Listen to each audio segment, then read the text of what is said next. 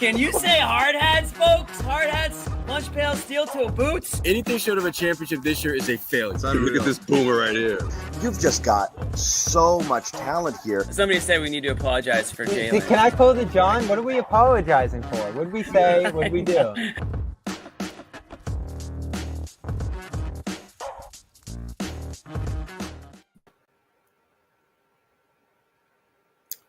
Can't hear you, Bobby. You're muted, Bobby. Let's do it again. Hey, Bobby Manning here. Celtics lose to the Cavs on Sunday night here, front end of a back-to-back. Without Jaylen Brown, without Derek White, who missed a second game here with that foot injury after suffering it on Friday and not returning to that game. So a short-handed effort here in an important game. Pretty telling that the Celtics, despite the back-to-back tomorrow, went with both Porzingis and Horford in this one. So it's going to be potentially even more of a short-handed effort tomorrow against Miami. But they are unable to steal this game, despite going up by 12 in the second half. A pretty good Tatum game. We can nitpick a little bit there. And obviously late after Donovan Mitchell scored, I think, 11 straight points to flip the lead in the fourth quarter there. I think he scored 19, Noah, in the fourth, I want to say. At least. Sounds about right. He's probably stacked up some more free throws or whatever, but Cavs impressive again here, and Celtics shorthanded, but Joe Mazzulla saying before the game, we expect to win no matter who's out there. We expect to compete. They certainly competed in this game, but a few defensive lapses, some lineup mixing and matching in this game, and some key misses late by Tatum around the basket ended up killing in this one. Welcome in, Sherrod. Welcome in, Noa Dalzell. Sherrod, where are you going first with this one? What's on your mind coming out of it? Oh, goodness. Well, first of all, for Celtics fans, the sky is not falling. The team is not doomed for a Philadelphia Sixers exile or anything like that. There was a loss. There's no question about it that Cleveland played a better game. But there were certain things that I was looking for that had absolutely little, if anything, to do with the final score and everything to do with what's going to happen if these two teams meet in the playoffs. I was really looking to see how they dealt with Porzingis, and more specifically, how Porzingis dealt with them. Evan Mobley, I thought, made a very conscious effort to go at Porzingis, put his shoulder in his chest and things like that. And then I look at his final numbers, 4 for 13. And even though Jared Allen, was like, I think 4 for 6, he was a non-factor for the most part. And I think his plus minus for the game was like -5 or something like that. So to me, I was looking to see what would the new addition to the Celtics lineup, Porzingis, how is that going to change the dynamics of things? And obviously without Derek White, without Jaylen Brown, not just two of your better scorers, but two of the 5 guys that you typically throw out there on Donovan Mitchell, who is a load. I mean, there was at one point on the broadcast they mentioned Donovan Mitchell came in, I think, having played in 17 games against the Celtics, and only one player in NBA history has a higher scoring average against him, and that's some guy named Michael Jordan. So him going on for 35, not that big a shock. The fact that the Celtics didn't have at least 2 of their better defenders to at least slow him down, because I don't think Donovan is a guy that the Celtics are ever going to shut down, but they can make his job harder than it is. And I think down the stretch, not having those 2 guys specifically really hurt them, because as you look around the guys around Donovan Mitchell, and you guys, we've seen this movie before in the playoffs. As much as the entree or the main dish is the guy you watch, the side guys, the guys around them, often dictate teams going beyond, around, going in, and so on and so forth. And I just don't think Donovan's supporting cast has shown the ability to elevate when they need it. Garland was better. He was definitely better, but he wasn't great. He wasn't special. He didn't put up in, and basically Pritchard neutralized Garland's contributions. And that's your 6th man right there. So disappointed, obviously they didn't win, but I'm not just devastated by this loss at all. Yeah, and it's interesting though, because the lineups were in flux in this game, obviously, and I know Jaylen probably went out pretty late today in terms of their expectations for what the rotation was going to be in this game. But they go double big, obviously. They stay double big into that second unit, and I feel like that threw things off from the start there, and this was just an offensive dud for the most part this game. The defense wasn't great either, especially late. But offensively, they went on some massive scoring droughts in this game, Noah, that aren't typical of them, given their consistency on that end, the shooting, all the rest. And they found some looks throughout the flow of the game that got them going a little bit. And Tatum had some great scoring stretches in this game to carry them, but that wasn't enough here. And, this would have been the Drew Peterson show, right? If they won. Ended up being a creative move to try to spark some stuff. But it ultimately wasn't able to save them being down maybe 2 of their 4 most, important offensive engines on this team. Yeah, I mean, I think the reality is a couple things. One, the ball movement and just their offense didn't look great throughout the night. Even times where Tatum had, willed in some great shots, or Porzingis bailed them out, or Pritchard had some great moves. As a team, the ball movement was poor, and I think you can attribute a lot of that to not having their usual group out there. But also there's sometimes moments where you're like, just run anything, literally run anything other than just standing around and watching the clock go down. And that's just, I don't think it's exclusive to the Celtics. I think sometimes just watching NBA teams, it sometimes feels like just do anything other than what you're doing right now, which is just dribbling down the clock, which we saw a lot of today. Even so, they were in position to win this game. And I think down the stretch, the Cavs just went and took it. Like Donovan Mitchell didn't miss a shot down the stretch. They went 10 for 10 from the free throw line. So in a way, as much as the Celtics performance was frustrating, they did enough. They actually did enough to win this game. And I think that most times that would result in a win, what they did tonight, despite the fact that it was definitely not a perfect game by any means. And that was encouraging, is that they were able to be in that position. I think a couple things go differently down the stretch there. We're talking about how did they pull off this win against the best team in the NBA, or the best record in the NBA without 2 of their key players. So I actually do think it was a pretty encouraging game in a lot of ways. I think the Cavs are legit in the sense of, they're, 17-3 now, 18-3. So like they've found ways to win games that were out of reach when they were down by double digits. They've been down by double digits so many times this season. Every time I check League Pass, they're down by double digits and they come back and win.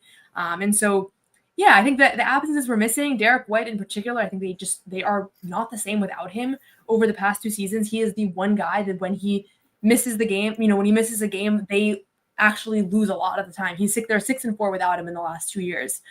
Whereas every other rotation player, you take him out and it's like their record is impeccable still. So there is something there. But there's a lot to talk about in this game. I was excited for this show because I think it was just a very different type of game than we've seen. It's not just another, the starting 5 maybe messed around a little bit. Maybe they won, maybe they lost. But there was a lot of interesting dynamics at play. Yeah, and please, Cavs fans out there who want to get into troll mode, do not compare not having Derek White and Jaylen Brown with not having Max Strus and Dean Wade. The two, I don't think anybody would. But they watching the broadcast, they were making that, the Celtics are down a couple players, and so are the Cavs, and I'm like, this is not apples and apples. We're talking like apples and raisins. So what I will say is the first game, you throw it back to that one. The Cavs were missing everybody on the wing. So we can split it 2-1 games. And to me, that's the beautiful thing about this rivalry. Both games were won by a team that had a decisive advantage over the other because of key pieces missing. And for me, that makes when these two meet in the playoffs all the more intriguing, because you don't really know which is the superior team, because we haven't seen either of them play each other at relative full strength. Each of them has been missing or has had a significant piece of their core not available for whatever reasons.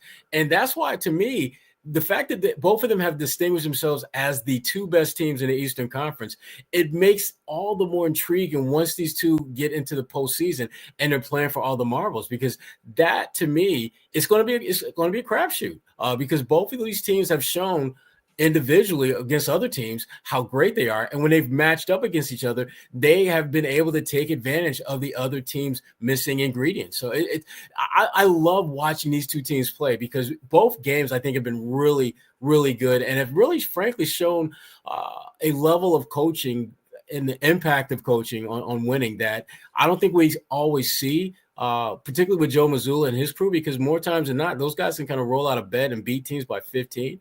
And so Joe doesn't get the kind of credit I think he deserves when he's actually really making a difference in terms of the outcome. But this was, like I said, this is a really good game and an interesting game. And to Noah's point, there's so many different things different directions we can go in talking about this game that we have not been able to do with any kind of consistency this year.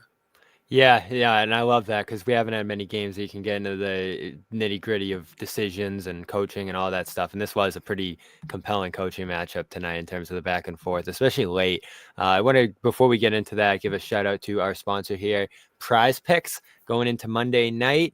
There's already a football game going on tonight, but luckily there's always Monday night football too. There's football most nights of the week, as well as basketball. Celtics and Heat going at it tomorrow as Boston's stretch continues here. It'll be a big Payton Pritchard night. Always love picking more for him on Prize Picks here. The best way to get daily fantasy sports and the most accessible way for fans. And you can now win up to 100 times your money on Prize Picks with as little as 4 correct picks. It's the best way to get action on sports in over 30 states and the best place to get real money sports action with over 10 million users. Head over there and sign up, and you know how it goes. Pick 2 or more players.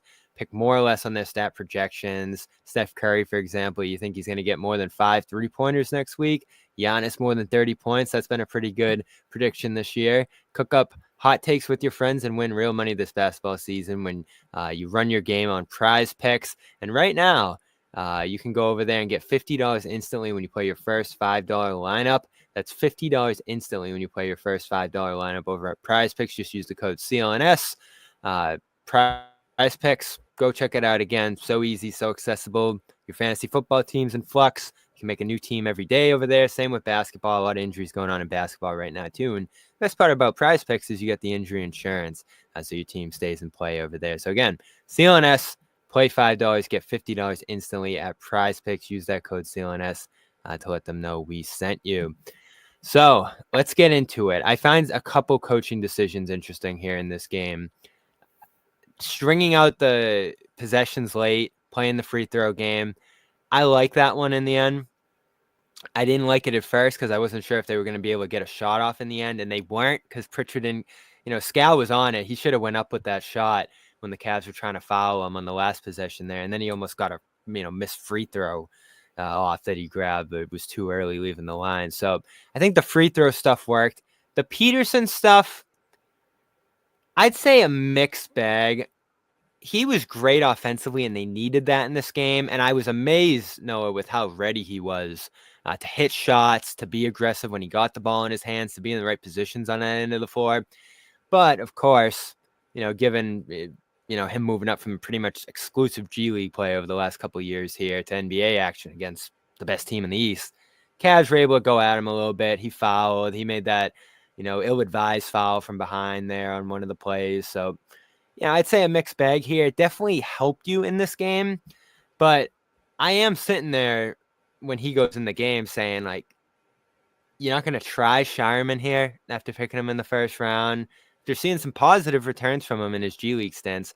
I'm not going to go crazy about that because I think Peterson was solid in this game, surprisingly so. But that one, to me, I was like, ooh, where'd that come from? I mean, when I saw Drew Peterson in the game, I thought I wasn't seeing right. So it was, I truly, the last thing I expected is Drew Peterson to play. What did he finish with? He played the whole second quarter. 25 minutes. And, 25 minutes. Yeah. Yeah, I mean, that's what's wild. So I didn't expect it. He hasn't been outstanding in Maine the way that I personally think the two standouts for Maine so far this season have been J.D. Davison and Baylor Shireman. But at the same time, I'm looking at this from a big picture thing. And I don't think Joe Mazzulla put him in the game because he felt like he was the only guy that could give them something tonight. I think you're thinking about it. This is his second consecutive year on a 2-way deal in Boston. This is a big-time game. This is an opportunity for him to play some big-time minutes that are relatively not actually that consequential. At the end of the day, he could have gone in that second quarter stint, and had things not gone well, do you think that was planned? 5 minutes. I don't think the 25 minutes were planned, but I think giving him today a chance to really get an opportunity, I think it was. Whether he knew about it, I don't know. But Jordan Walsh got his opportunity early in the season. He had several games, several extended stints. We can debate how much he capitalized on the opportunity, but he got it.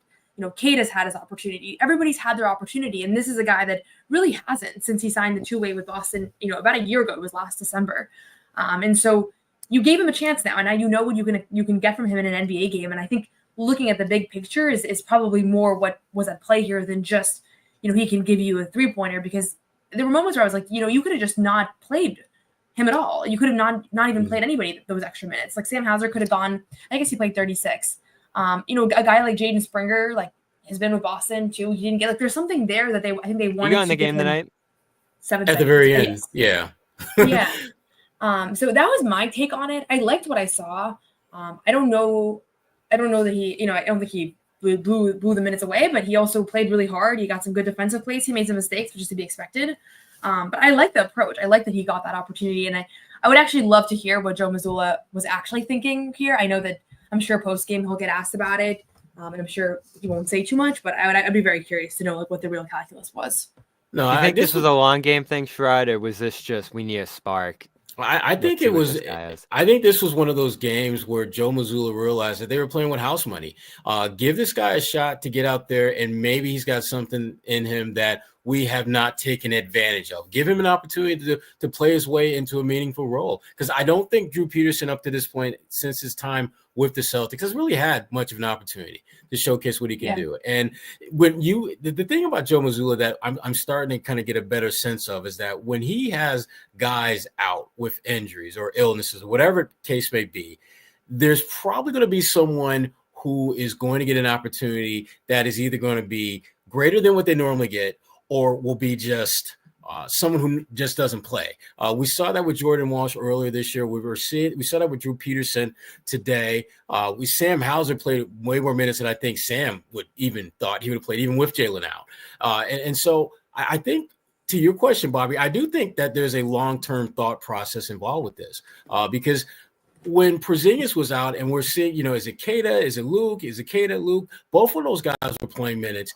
And I do think that part of Joe Mazzulla's thinking is that at some point I might need them in the game 4 of the first round of the playoffs when we have a chance to close out a team. And I want to make sure that they're at least comfortable being on the floor in a relatively high pressure type situation. There's no question in my mind right now that if the Celtics are in a situation where Jaylen Brown is sick and maybe Sam Hauser's in foul trouble and they're game 3 of a best of 7 in the conference semifinals, there will be no hesitation in Joe Mazzulla's mind to put Peterson out there because he knows that when I put him in big games, he hasn't shrunk in the moment. And to me, that's the bigger concern. Not so much guys elevating their play, but do they shrink in the moment? And we see that happen a lot with young guys when they get that first or second crack at playing. And we didn't see that with Drew Peterson. I thought that was amazing. His plus minus was indicative of what he gave you. He was 0. He didn't hurt you. He didn't help you per se. He simply did his job, and you were no worse or better off when he came into the game than when he left the game. And he did some nice things out there. So to me, I like the fact that he got an opportunity to play. And I think of the options that Joe Mazzulla would have thought about, I probably would have given Springer a shot a little bit earlier than just those 7 seconds, just because I thought you needed another body on Donovan, to be honest with you. Someone who not obviously can lock him up because that's not happening, but just someone with a different kind of athleticism that would give Donovan a different look defensively. I thought they needed another body like that because Drew wasn't, I think, handling that particularly well. Tatum wasn't any better. Sam Hauser wasn't any better. Although I did like a lot of what I saw out of Sam defensively. I thought they really tried to go at him and Sam more times than not, either fouled them, which was smart because you get 6 of them, you might as well use them, or he did a good job of forcing him to take contested shots. So this was a house money type game for the Celtics. If they were able to pull this out, it's a great win because you're down 2 starters. But if you don't, you've got film of what your guy Porzingis can do and what they try to do against him with their 2 bigs. And you gave a guy that probably isn't going to play much for the rest of the season a chance to see what does he do when he's put on the floor in a big game on the road type situation. And I thought Drew Peterson handled himself adequately in this game. Yeah, I have no problem with how he handled it. And go ahead, Noah. No, I'll just add, before this game, he had played a total of 30 NBA minutes.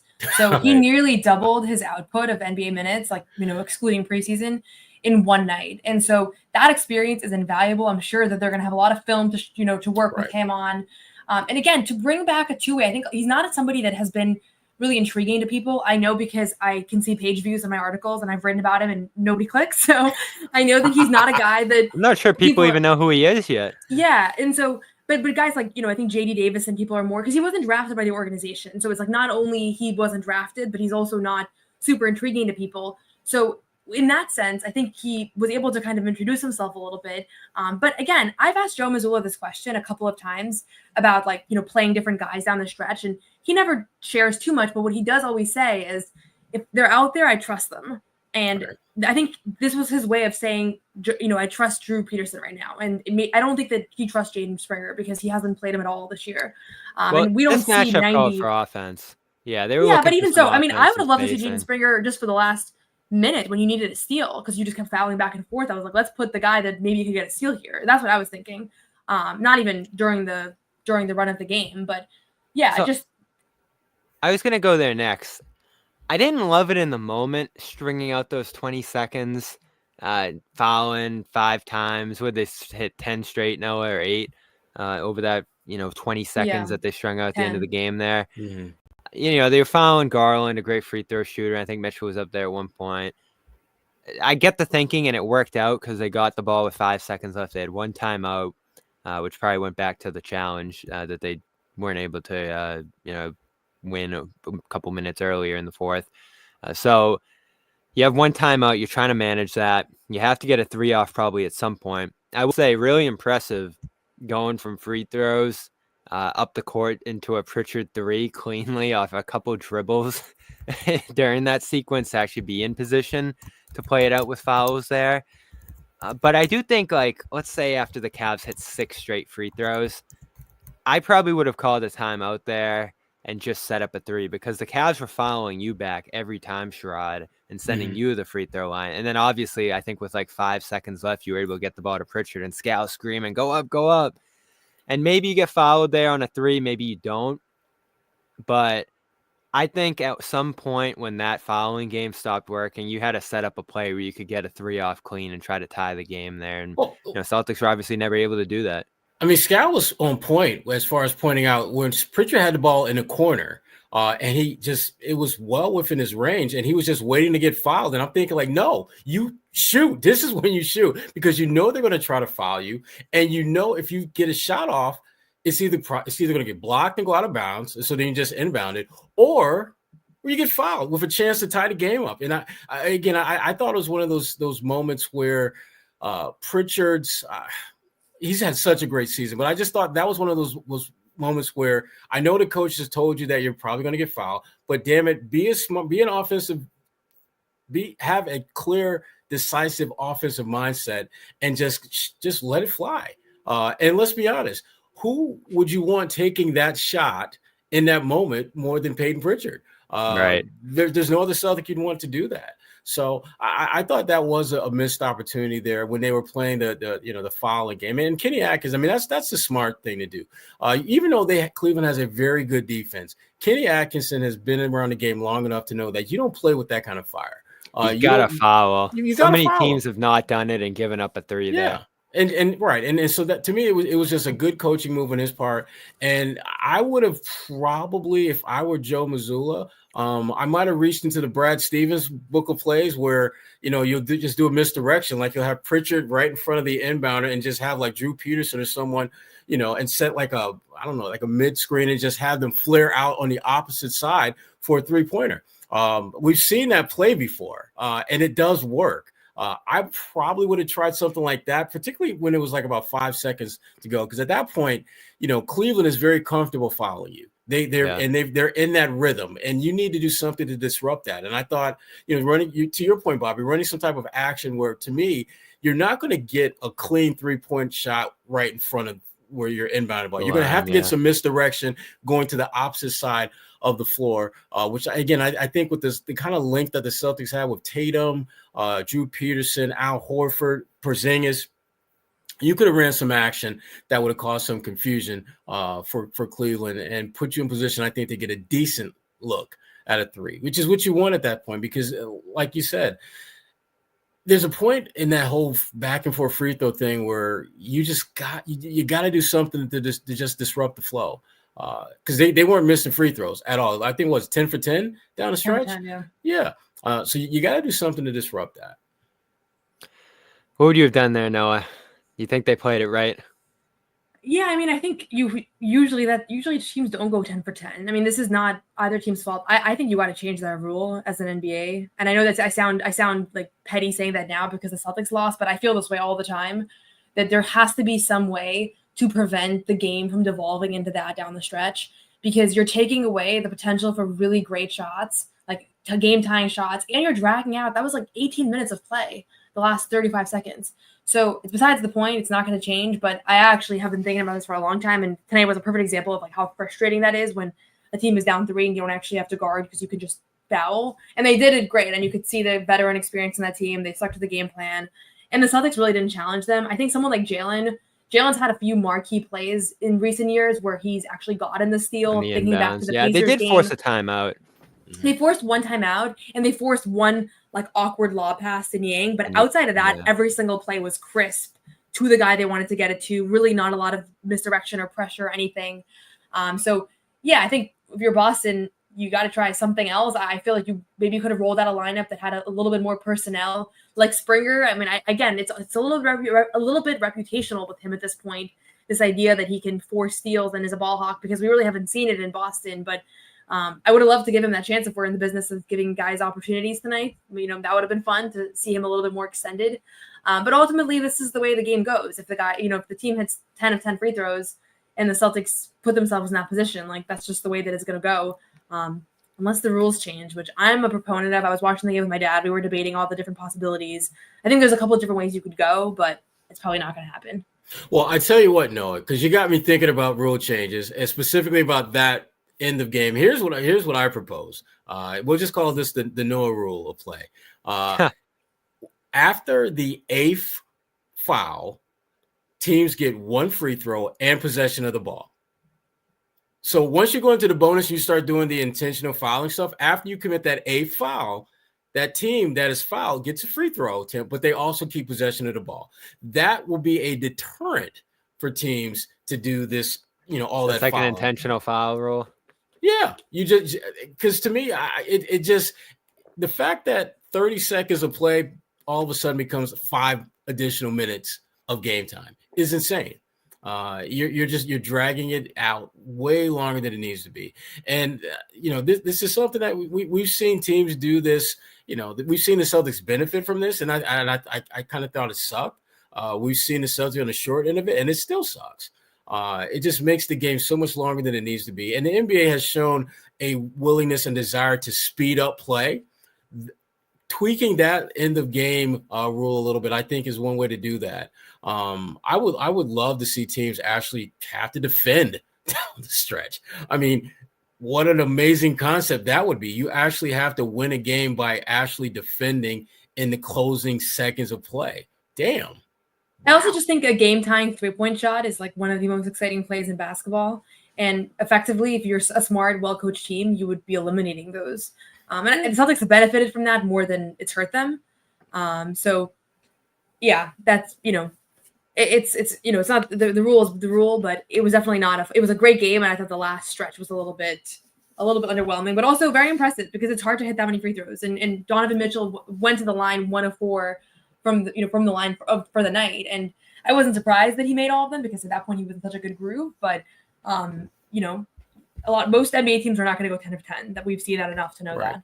Right. And at the end of the day, you got to give Cleveland their props. They won this game. They were the better team. They did all the things that you're supposed to do down the stretch to win the game. They made their free throws. They got their stops. One play, and I don't know if we're going to talk about it later, but, that when Donovan put them up, I think it was 103-101, and Tatum came right back, had the layup, had Garland beat, and missed. He just missed the layup. And the broadcast were talking about, Garland, showing some physicality, holding his own against Tatum. No, Tatum missed the bunny. He just missed the damn bunny. There was nothing that Garland did that should have prevented Tatum from finishing that shot at the rim. I want to get to Tatum. I will say I like the Elam ending for the end of game stuff. I don't know if that could ever get to the NBA, but G League maybe. And they did in the All-Star game, obviously.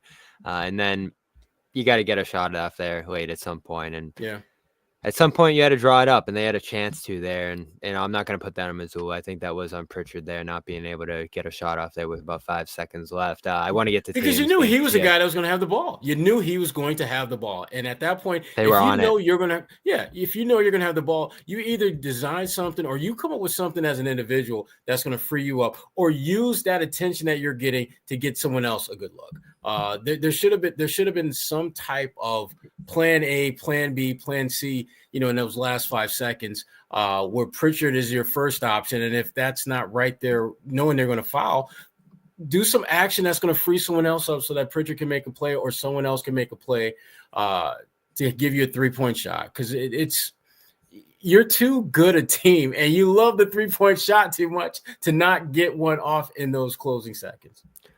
Not seeing any quotes, Noah. I don't know if you are, but out of Miami tonight where the Heat played, Jimmy Butler tweaked his knee.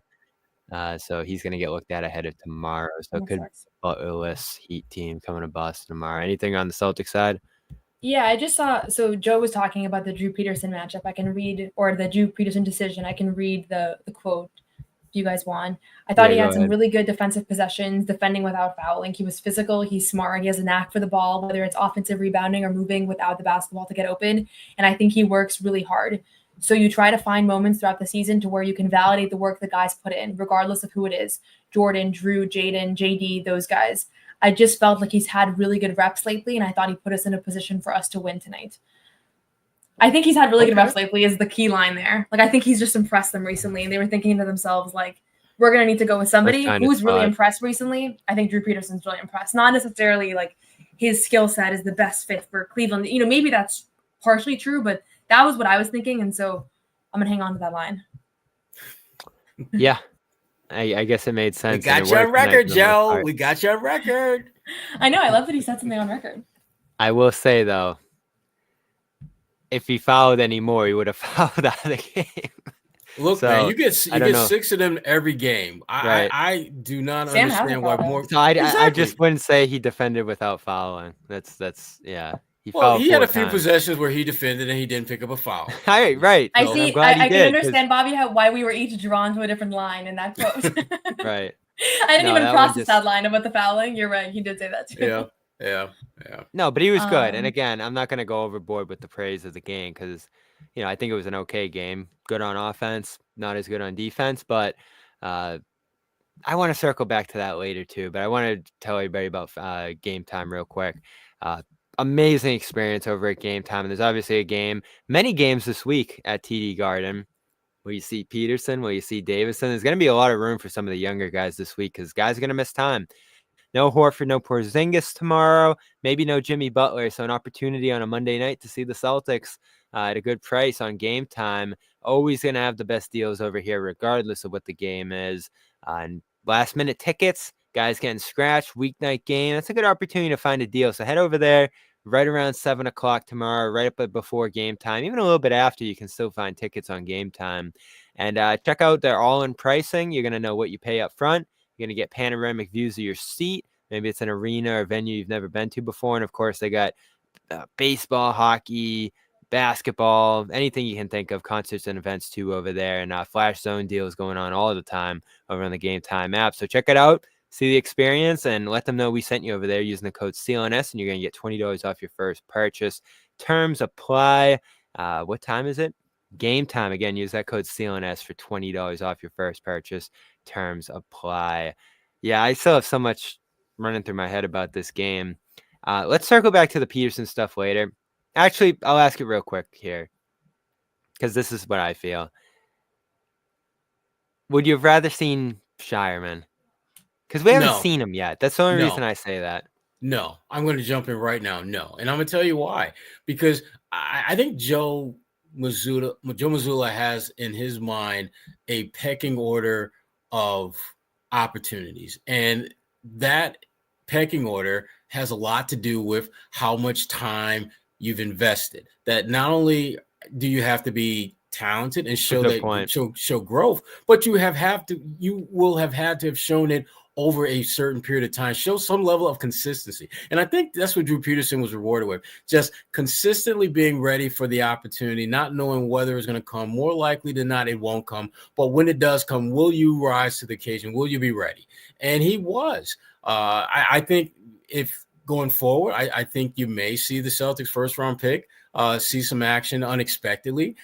But for now, I think you got to go with the guys who can frankly have been here long enough to where they've earned the right to get out there. And if we're being completely transparent about this, I see a much clearer path to a Celtics player being ill or having an injury that creates an opportunity for Drew than I do for Shireman.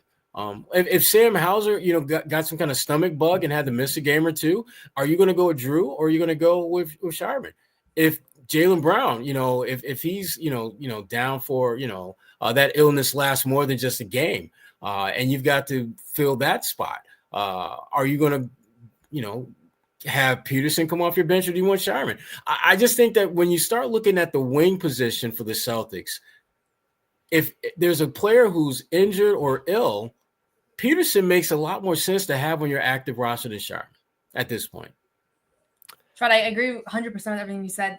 Well, one thing I'll add to maybe affirm your point here, I always think about how Jeff Van Gundy was on the Celtics coaching staff as like an advisor last year.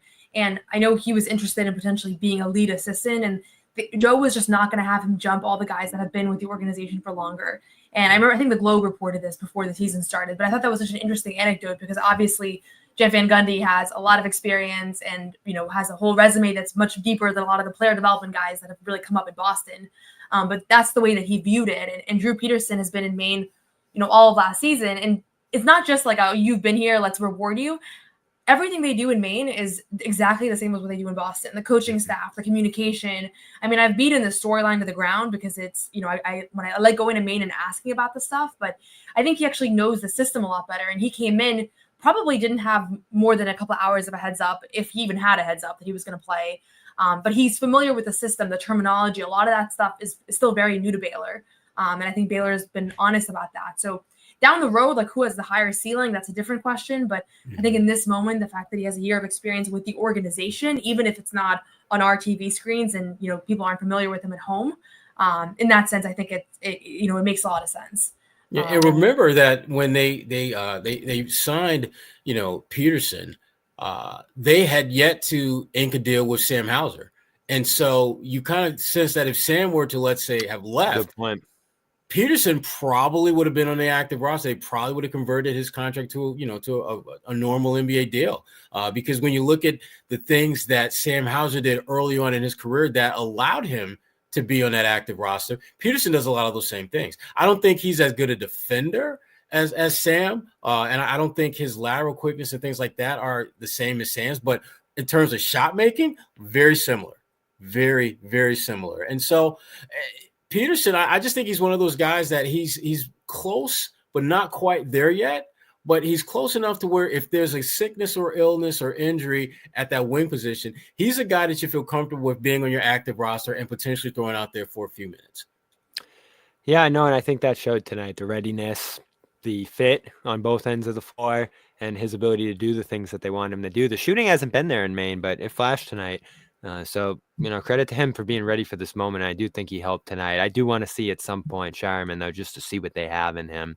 But again, that's not the most pressing thing from this one tonight. It was an interesting wrinkle.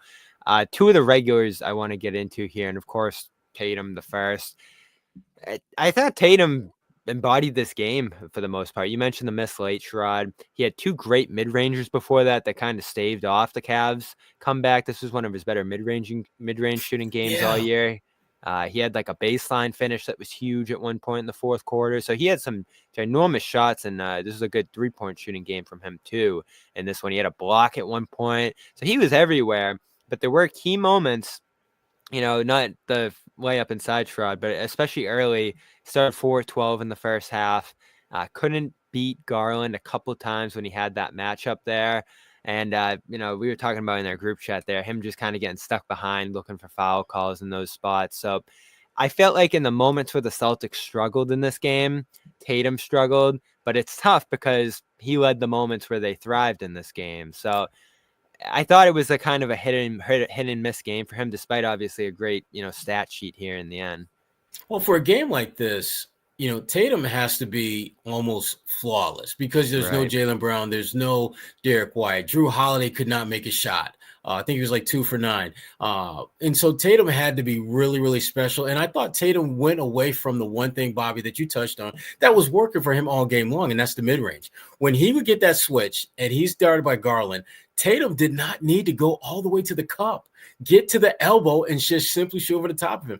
Tatum did that repeatedly. And whenever the defense reacted to him getting to the elbow, thinking that he was about to shoot, someone was open in the corner or someone was open cutting to the basket. And so Tatum, I thought when he went to the basket all the way, I thought he took away the one advantage of unpredictability that kept the Cavs defense on their heels all game long. And you have to do that against the Cavs because they're going to throw a ton of bodies at you. They are, and they have length, and so they don't even have to necessarily move well to get in your way and cause problems. And I thought Tatum, again, Cleveland is a team that Tatum can just have his way with the mid-range game all day, because when he gets that switch with Garland, there's no way that Garland can guard him on the elbow.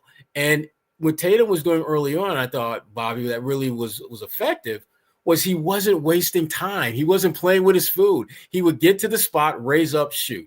Not get to the spot, dribble like we see him do often, and then make a decision. And so his ability to react quickly to the mismatch, I thought was great. And beating, Garland off the dribble, I didn't think he did that as well as he would have liked. But when he tried to do that, I thought he was getting away from the things that worked. And sometimes Tatum, I think, has a tendency to do that, where he'll go to what he wants to do as opposed to what's working for him in the moment. The mid-range jump shot was all day when he got that switch with Garland, all day. Yeah, and I'll just add, I think that he had, the thing that hurts with Tatum is a lot of times I feel like he has it, like he's having a good shooting night, and it's just 3 or 4 bad shots that end up tanking his stats. And genuinely, like we've talked about this a lot over the years, but the one over Merrill was awful. That's the one I was thinking about too. Yeah. And so, yeah, I feel like that, from a statistical standpoint and also from like a winning standpoint, if he can just eliminate a couple of those shots per game, and every star does it, and everybody that's on a heater does it. But I just think that he does it to an extent where it actually, like, then you look down at the box score and he's actually shooting 45% from the field when it feels like he was on a heater, because then he took a couple heat checks or like some really crazy heat checks. So that's just a regular qualm I have. But I think overall you have to just like how he's controlling the game across all fronts. He had 4 assists in this game. He should have had more. He had some great setups. I love the fact that he, regardless of who it is in the corner, he has just made that play where he just, the drive and kick to the corner 3. It's just such a staple of his game now. And Al missed a big one. Drew Peterson hit one that was cool that he trusted him to still find him, regardless of the fact that he's not somebody that is, he's used to playing with. But overall, this loss was not, I don't think this was, Tatum didn't have a good game. He probably needed to have a monster game and, an even better game for just considering who was out. And that third quarter was that, what we saw and why they even built that lead. I mean, they were up by 12 entering the fourth. Most of that was because of the, Jason Tatum's play, and there just wasn't enough down the stretch there. And it doesn't help that the Cavs star, Donovan Mitchell, was perfect down the stretch. Let's keep checking the boxes here. White missed this game. That impacts them big time. And, the one thing I do like, I think a silver lining from this game, if White's going to miss some time here, and I did check in on it, doesn't seem like there's a ton of concern, as Mazzulla said, about this injury being a long-term thing, even though you hear foot and you're like, Noah mentioned it Friday. He normally doesn't miss a game, and he was questionable for this one, which is probably a good sign, but they rule him out. They went 3-3 to start last year when he missed games, so they've felt his loss pretty significantly here. And unfortunately for the Celtics, Rod, I thought Pritchard filled in decently in that spot, especially later in the game. He started playing some of that 2-man game with Tatum that I think is important to set him up for shots. There was a long pass with Tatum, had a mismatch underneath that was a little too long and led Tatum out of bounds. That was tough. And I felt like Pritchard, he got put in some weird spots in this game, right? He's attacking a mismatch late, posting up. You never see that. And he's doing a lot of Derek White things here that he's just not used to. But, 24 points, solid shooting game, and getting into that 2-man game late. I felt like you were able to acclimate him to that spot. Let's say White misses a week here. He's going to miss 5 games if he misses a week here. So it's going to be some pretty important minutes for Pritchard, where he's already grown so important for this team. So we'll see what ends up happening with Derek here. They're tight at that guard spot. So it's going to put an enormous amount of Pritchard here on Pritchard here if White misses 3, 4, 5 games. But Pritchard looked capable here, especially late. Well, I thought in this game, Payton really, I thought, got into his bag and showed that he's more than just end of the shot clock 3-point shooter. I mean, his post-up game is really good for a guy who's not that big. And again, the thing that I like about him was that, he's not tall, obviously, but he's strong. And he uses that low center of gravity to get great position. I mean, seeing him back Garland down was really, really just certainly unexpected. And because he's a point guard, he has the ability to see guys in the corners, because typically when Cleveland collapses defensively on the post, they leave the corner wide open. Tatum just absolutely, to Noah's point earlier, Tatum should have had at least 3 or 4 more assists than he wound up with. By the simple fact that they were able to take advantage of those open corner opportunities that happen when the defense gets sucked in and collapses. Payton was good. I mean, he scored on a block. He scored from 3-point range. He scored mid-range, obviously from the free throw line. And they needed someone to be a number 2 scorer. They needed that Robin to Tatum's Batman in this game when you didn't have Jalen, you didn't have Derek. You had Drew Holiday struggling with his shot. And Payton was that. He was that guy. And that's when you're considered one of the best 6 men in the NBA, you're leading all scorers coming off the bench in the NBA. These are the kind of performances that you're supposed to have on nights when your role is enhanced. So Payton had a great game. I thought he had a really, really good game. And when you look at the factors that contributed to this loss, Payton's play does not stack high, if at all, as being among them. Yeah. They just keep putting more and more on his plate now, and he keeps handling it. It's unbelievable. Yeah, that's Noah's all-star. Remember, when he becomes an all-star, we are going to credit Noah with calling that before anyone even conjured up the idea. And I was even more bold on Sherrod's pod yesterday than I am on here talking about Payton Pritchard. She went all in on Pritchard. But I will say, I think this was the kind of game that actually made me feel more encouraged about Pritchard than I already feel, because his shot was off. I mean, he started the game, he made his first, I think, 1 or 2 shots, and then he missed like 8 in a row. And so you're thinking at that moment, like, is this just not his night? Is he just not going to impact this game? It's not going to be every night. He's your 6th man ultimately. It's his first year really putting up these kinds of numbers. Like, it might just not be his night. 6th man.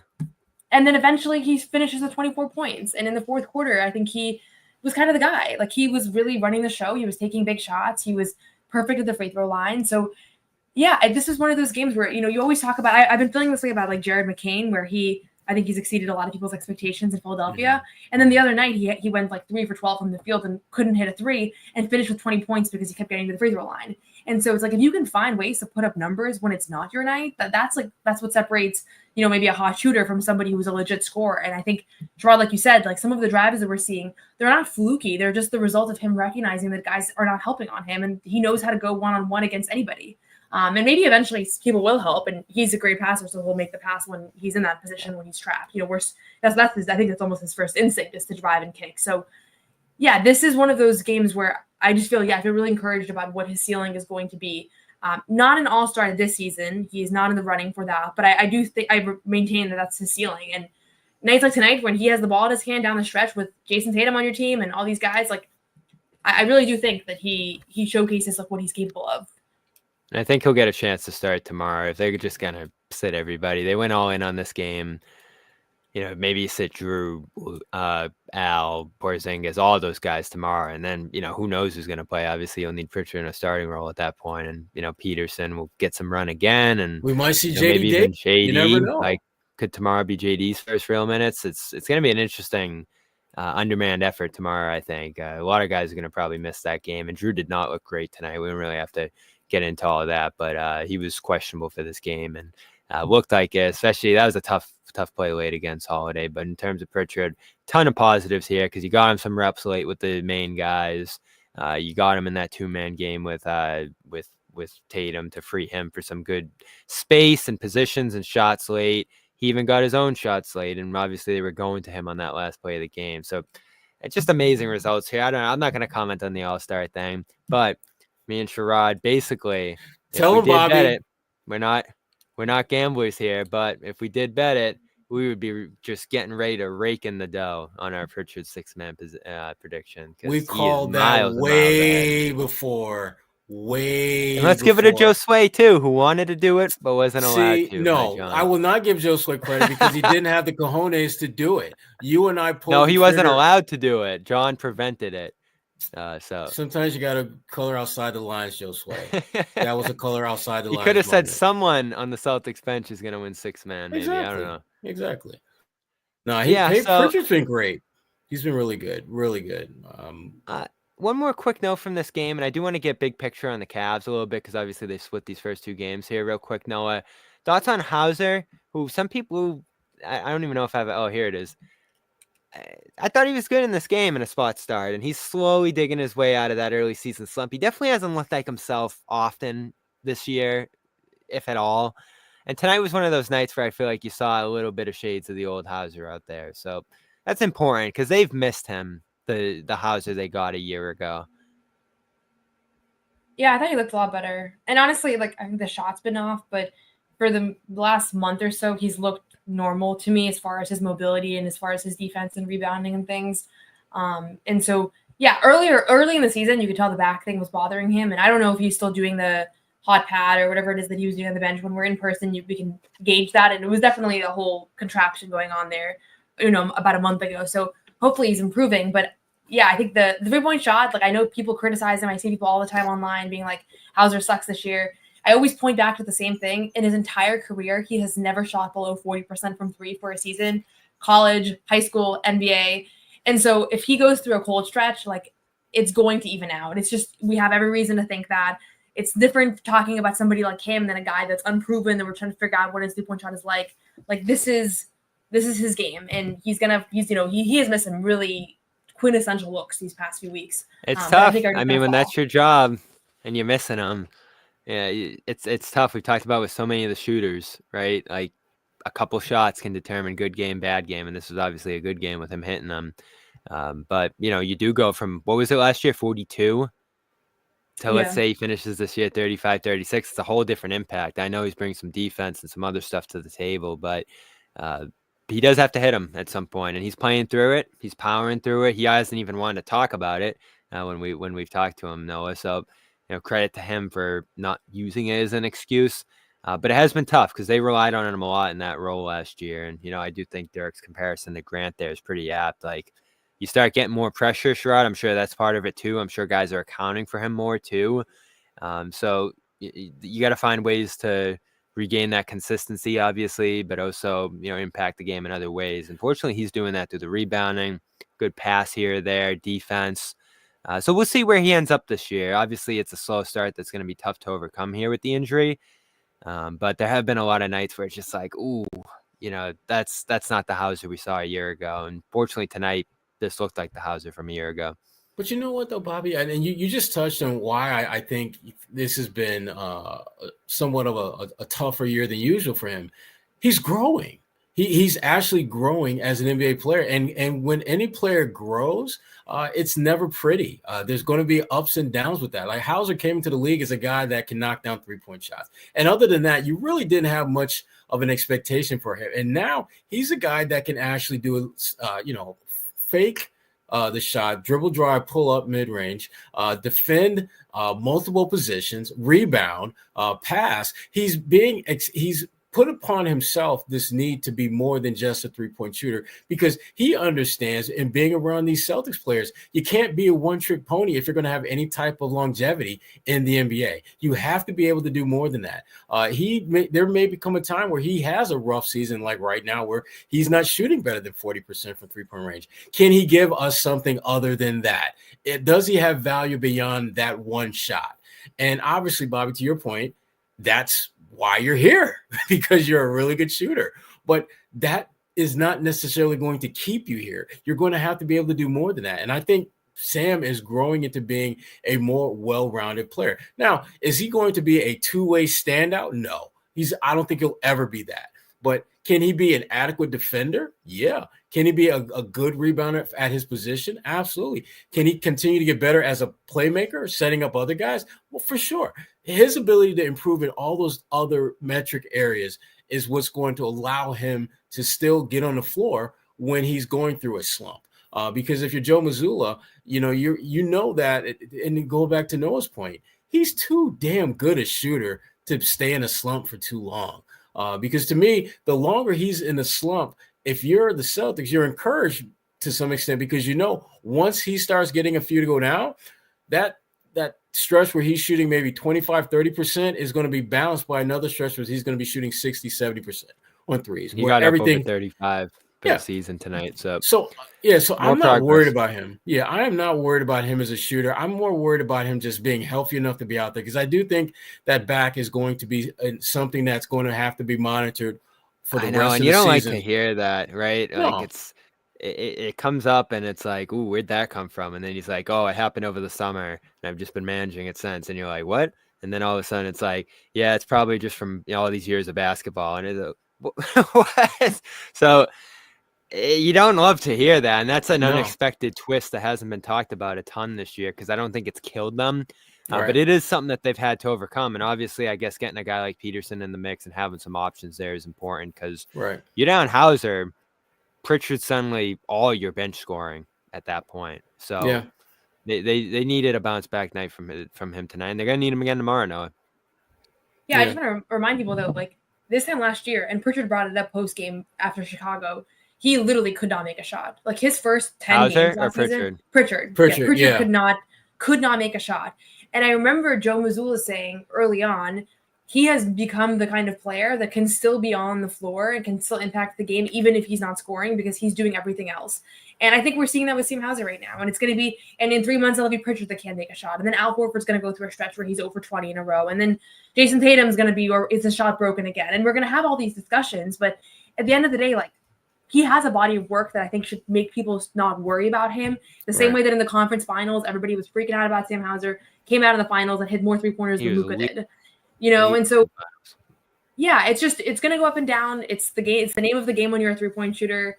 His gravity is going to always make an impact. But I just like how hard he's playing and how he's impacting the game in other ways. And, he's not going to be a perfect defender. He's not going to be, the best rebounder on the floor. But I think he does enough. And even tonight, had he not hit 3 of 6 threes, I think he did a lot of other things tonight that made him valuable. And that will continue to be the case. But he's due for one of these games where he just has like 9 3-pointers. He really is, because he hasn't had any of those games this season. And it's going to come the same way that it did last year. And that's the difference with this team compared to a lot of teams, Bobby, not to cut you off. But you have guys who have a proven body of work in making big shots and doing a lot of those things that help you win a championship. Whereas a lot of other teams have guys that they think might help them do that they hope might get them there. Whereas the Celtics have guys who've been there, done that, and they've done it at the highest level in some of the most critical moments of a season. And so if you're the Celtics, you're not really freaking out if one of your core guys isn't necessarily shooting the ball particularly well, because you know that they have consistently found a way to impact the game, even when their shots aren't going well. And knowing how good a shooter most of these guys are, they're going to have a stretch where whatever struggles they're going through 8, 9, 10 games, they're going to balance that out with another 8, 9, 10 games where they're playing out of this world. Want to do a little more Cavs talk out of here. This is funny too. Eric Weiss, good friend of the show. I looked up at one point, Pritchard was shooting 70% of his shots from 3. And Joe's obviously stressed that he's getting into the mid-range and doing some 3-level scoring at this point. So that's another good note on his game here. Hauser good tonight. Shout out to Hauser too for hitting the last second shot to potentially maybe sneak the Celtics into the in-season tournament here, the NBA Cup. That's going to get wrapped up on Tuesday. So we'll talk a little bit about those implications tomorrow. Want to give a shout out to Nutrafol here before we wrap on the Cavs and look ahead to tomorrow. Right now, great time of year. Obviously, Black Friday's passed, but still a great deal over here at Nutrafol. About as good as you'll get from a sponsor here. And with Nutrafol, you get the gift of, a dermatologist recommended hair growth supplement brand trusted by over 1 million people. And that's telling. Thicker, stronger, faster growing hair with less shedding in just 3 to 6 months with Nutrafol. Thinning hair is different for men and women, so a one-size-fits-all approach to hair growth doesn't cut it. They have multiple formulas for men and women that are tailor-made to different life stages and lifestyle factors, whether it's stress, hormones, aging, nutrition, lifestyle, metabolism. All of those impact both your health and are the key root causes of thinning. So that's what they target with 100% drug-free ingredients over at Nutrafol. While many supplements rely solely on ingredient studies, Nutrafol clinically tests for final formulations to ensure their efficacy. In a clinical study, 72% of men saw more scalp coverage after taking Nutrafol men hair growth supplement for 6 months, and 86% of women saw that. So building a hair growth routine is simple. Purchase online, no prescription required. And with a Nutrafol subscription, you can save up to 20%. But either way, right now they're offering $10 off any order over at Nutrafol. That's any order right now. And whether it's a gift for yourself or someone else, the code is Garden Gift. Enjoy free shipping as well when you subscribe. So go to Nutrafol.com, enter the promo code Garden Gift, and get $10 off any order and free shipping when you subscribe. That's Nutrafol.com, promo code Garden Gift, GARDENGIFT. That's Garden Gift at Nutrafol.com. Go check that out right now. So final thoughts on this game and the Cavs in general, because obviously both these teams a quarter of the way through the season, Noah, starting to look like the top two teams in the East. And the more I've looked at the Cavs, I don't think the Celtics are going to lose to anyone in the East. Obviously, like Milwaukee's starting to get back in that picture, and I respect them a lot, especially with Giannis and the way he's playing right now. But I'd look at Cleveland and say this is probably the only team at full strength, full effectiveness, especially if they have home court potentially in a series here, that could beat the Celtics 4 times in a series in the East here. I don't look at anybody else as being able to do that the way they look right now. So I'll give them that. I still say the Celtics are the team to beat in the East, especially considering who they were missing here tonight. But the Cavs can clearly play with them. And what Sherrod said at the top of the show there, Mitchell being able to give you 30 points every night against them is a big swing factor over the other competitors there. I made a Celtics killer list early this year, like all time from my time watching the team. And he's like the headliner, obviously right up there with MJ. So they're tough. They're really, really tough. Yeah, I mean they're tough and they are hungry, and they've got a coach who has a track record of getting the most out of the talent that he's given to work with, and so that's a big difference. Yeah, it's a huge difference. I mean, you go back and look at those Brooklyn Nets teams that Kenny Atkinson coached, and the one thing that you could say about every single one of those teams was they played hard, played really hard, and he got pretty much all you could possibly get and expect out of those teams. And this Cleveland team is no different. But to your point, Bobby, having a guy that you can just pencil in for 30 points every night in a best of 7, there are very few teams that you can say that about. And particularly against a team like the Celtics, who have consistently been among the league's best defensive teams. So to me, the difference in that series is going to be health. Home court advantage, I don't think is really going to be a factor for either team. I think both of those teams can win any other team's building. To me, the biggest factor, and it always comes down to this to some extent, but I think it takes on even greater importance between these two teams because they played twice and both have been missing a key integral parts of who they are. And those missing pieces factored into the other team winning. So health is going to be a big factor for these two, but this was a really good game. I think the Celtics certainly learned a lot about Porzingis and some of the things he can do against Cleveland. I think Cleveland's going to go back and think we might have to rethink how we approach dealing with Porzingis.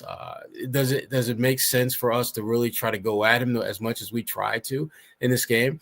Will the Celtics look to stretch the floor a little bit more and have Porzingis play away from the basket more to maybe draw Evan Mobley further away or Jared Allen further away? And then the Jaylen Brown dynamic. Jaylen, that's a guy that will be attacking them and forcing different matchups and things of that nature. And then Mr. Glue guy, Derek White. It seems that almost every game when they're having one of those nights where shots aren't falling, there's Derek White coming with a big three. So important. Yeah. So you see them as a threat to beat the Celtics in a series now? I think we've talked about this before. I feel similarly to how I felt after the last matchup, in that anything can happen. Obviously, I never look into any series and say this team has no chance or the Celtics are going to run away with this team just because it's competitive NBA teams, but this is not one of the teams that stands out to me as a real threat to Boston. And I would be very surprised if it even went 7, and I would be very surprised. Who was your preseason team in the East? I don't want to talk about it. Was it Philly? Yeah. So I looked up Sherrod. Okay, but I was envisioning like MVP Joel Embiid, Paul George. I don't know what I thought. It looks so bad in hindsight. I was thinking I have a really good track record about Celtics predictions, and I have a really bad track record of league-wide predictions. Like the whole standings, nothing like what I expected. Yeah, so MVP Embiid has been replaced by MIA Embiid. I know. Yeah. I looked up Sherrod. I was writing my notebook over the weekend, and I was like, man, the Wizards stink. They've lost 13 in a row. They have 2 wins. And then I was like, the Sixers have 3 wins. Like, think about that. The Wizards and they're trying to win games. The Wizards are not. Philly is actually trying to win. And it's getting to the point in a year. Like I saw it when they started 3-13. It was like 8 teams started 3-13 and made the playoffs. All of them lost in the first round. So you do get to a point where it's pretty indicative of where your season's going. Not that they're going to miss the playoffs or, be a no-show with this year, but they have so much ground to dig themselves out of. And such a big part of their year already was managing that roster, and they have to continue to do that. And injuries keep popping up, and it's like, whoa, we're halfway through the year and we're still not close to, the top 6 there where you don't have to play the play-in. I think they're going to make the play-in. Maybe that sets you up against them round 1, and maybe they're healthy at that point and they can still be a threat. But the thought of them being like the 2 seed or, maybe even like jumping over you in the standings here, it's not going to happen at this point. No, the ceiling for them is 6. If they can find a way to get to the 6th spot, that will be a success for them at this point. Because, Joel is not going to all of a sudden magically get healthy and play every game for the rest of the way. Same thing with Paul George. Maxey, because they're maxing him out in terms of playing time, his body is starting to wear down a little bit as well. And even the guys that you didn't really bank on doing much this year are dealing with different ailments and injuries, guys like Drummond and so on. So it's just a hot mess in Philly. This is not quite the process that they thought they would be going through right now. So, yeah. I like that we always get a couple minutes on Philly every show or every couple shows. It's so fascinating. I don't know. They play tonight. Even when they play, they don't play. So they play the Hornets tomorrow in the Cup or Tuesday, whatever. They got a couple of days off here. Maybe they get George back this week. They got 6 days off. Yeah, they've been off all season, so the 6 days won't change anything. Cup schedule has been really strange, and obviously Celtics have a packed week. 2 back-to-backs this week. Tomorrow it's going to be the Heat. Yes, and all the games through the end of the week now at TD Garden before the Cup starts. Ton of implications there. We'll get into those tomorrow after the Celtics play the Heat here. Jimmy Butler potentially out for this one. Tweaked his knee tonight. He's not a big back-to-back guy anyway. But the interesting thing tonight, obviously down Brown and White, the Celtics went with both Horford and Porzingis. So those 2 are inevitably going to be out tomorrow. That gives you Luke Cornett, Nemesh Keita. Is Brown back from his illness? That would be big. Because if he's not and White's out again, you're talking about like Holiday could be out too, maybe. So it's going to be Pritchard, Hauser, Tatum, and maybe even some main guys trying to lead you through this here. Xavier Tillman will definitely be back in the mix with the 2 bigs out here as well. So the Heat have struggled this year, and it's definitely an opportunity where you could still steal a win with a skeleton crew here. Especially with how ready a lot of these guys have looked, even Drew Peterson here tonight. But this is going to be a challenging one for the Celtics here and a challenging week to get through with, let's say, 4 wins in 5 games here. And obviously you already lost the first of that stretch. J.D. Davison, that's what I want to see. That's what I want to see. That's what the people want to see. People want to see new stuff, especially on a team that's mostly the same here. So JD would be a lot of fun. He's been crushing it. So that's another guy where maybe it might come down to not even his fit or anything related to the team, but just if he continues to put up 35 and 12 in the G League as he's been doing, they might just say, let's roll the dice here on him and just give him a chance. You got to get a look at all of these guys at some point. Yeah, I don't know if Derek White's thing is going to keep him out this week. If he misses this whole week, that would be a huge bummer. That's it's like a third of Porzingis' time missed in 1 week. That's kind of funny when you think about it, how much hype there was around that injury. And then, a guy can just turn his ankle and miss that same amount. So I hope Derek White can be back soon. I don't think Jaylen Brown's going to miss too much time with illness. I would be surprised.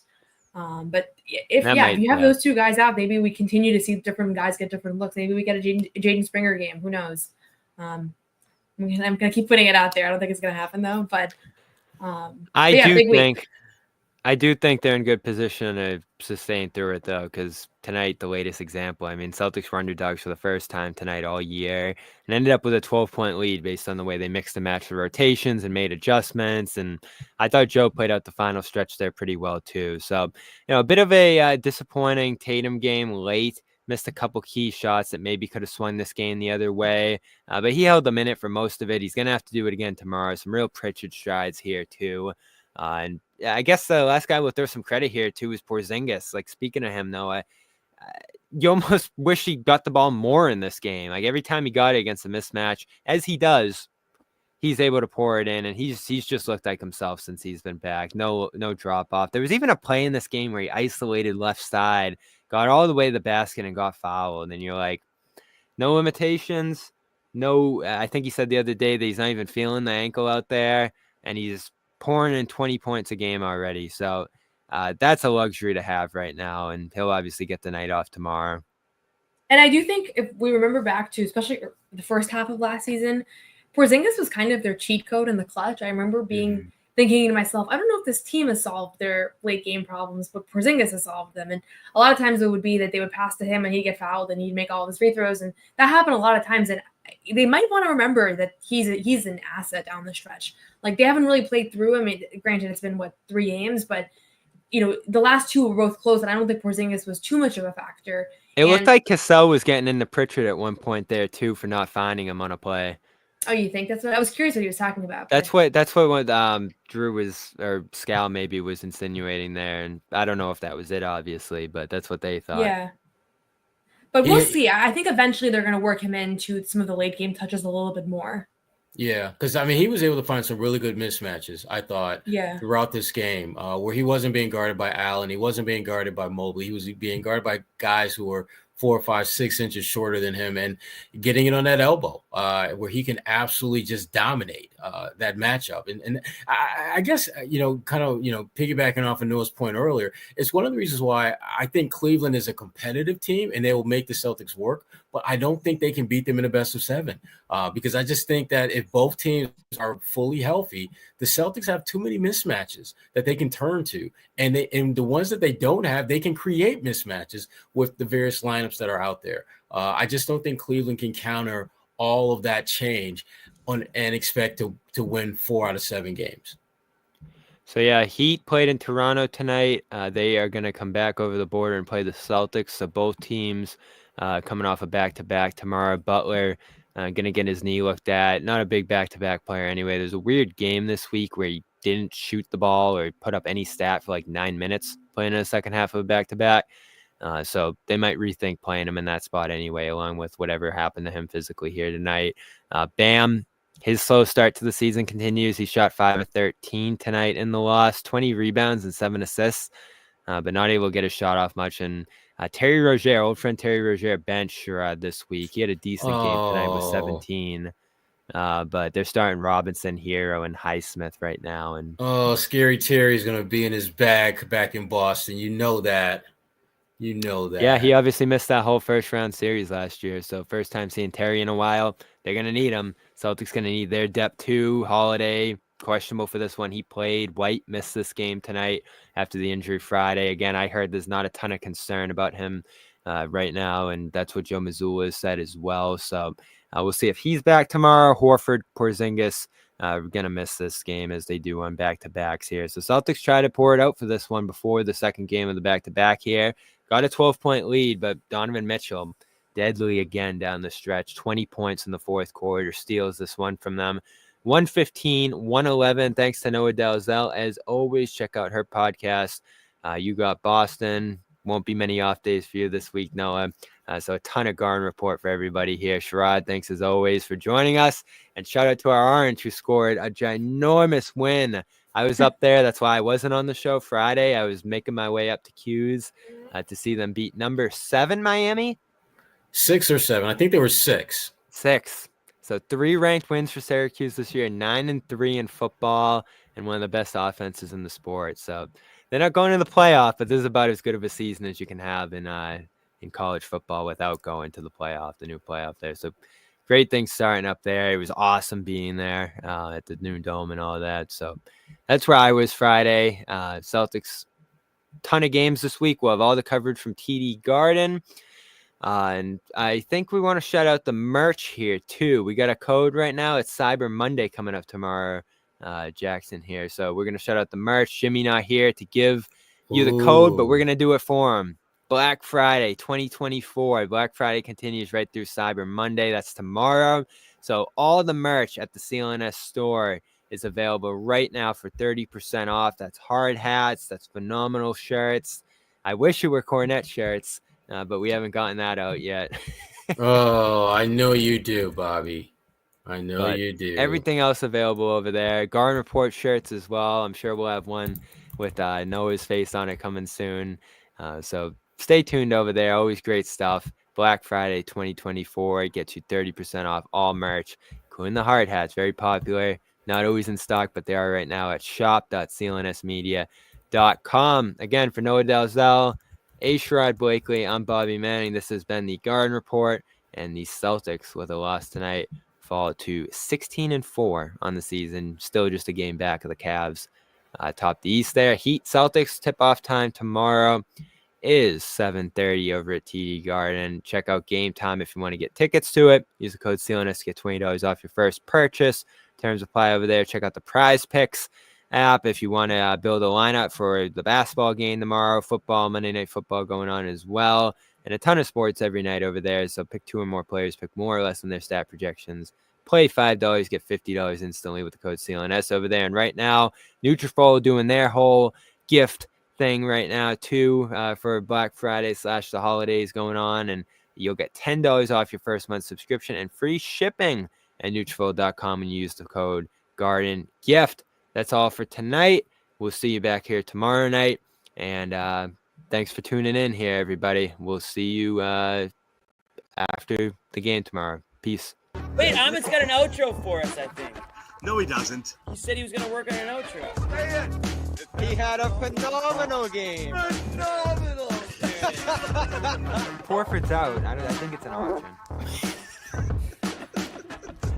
That did not sound like a chair. It was a freaking chair. It does sound like a chair.